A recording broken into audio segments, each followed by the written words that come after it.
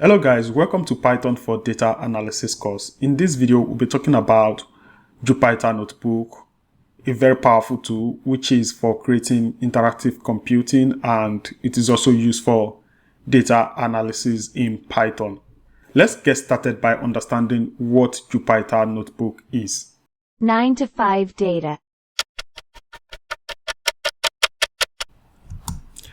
Jupyter Notebook is an open source web application that allows you to create and share documents containing live code, equations, visualizations, and narrative text. It also supports multiple programming languages like Python, R, and Julia, but in this course we'll focus on using Python. One of the key features for Jupyter Notebook is its support for interactive computing. You can write code and execute code in real time and see the output immediately below each cell and make changes to your code on the fly. Jupyter Notebook also supports Markdown language, allowing you to add formatted text, images, hyperlinks, and even mathematical equations to your notebook.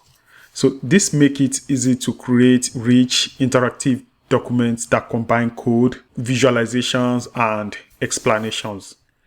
Another useful features of Jupyter Notebook is its integration with data visualizations library like Matplotlib, Seaborn, and you can also generate plots and charts directly within your notebook and customize them to communicate your findings effectively. In the previous lessons, we have explained to us how to install Anaconda Navigator, where we will have access to Jupyter Notebook.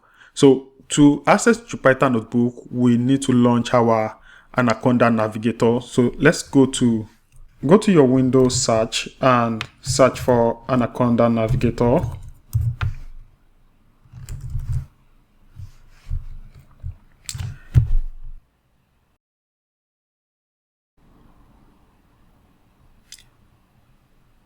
So there are other IDEs here, but the one we want to work with is Jupyter Notebook. You can see it around this place, Jupyter Notebook. So click on Launch.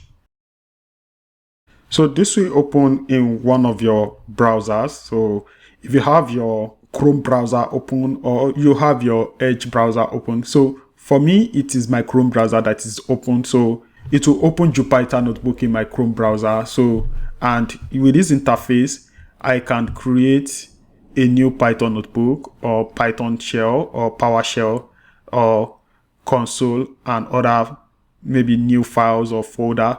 So sometimes it is good to have a folder where you work. So you can start by creating a new folder. And let's say new Python and hit enter. So once you double click to open the folder, then you can start a new Jupyter Notebook. Click on Python 3 and it will start a new Jupyter Notebook for you. Then you can start coding. So for example, I can start and say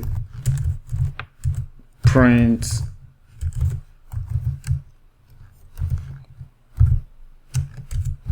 hello world.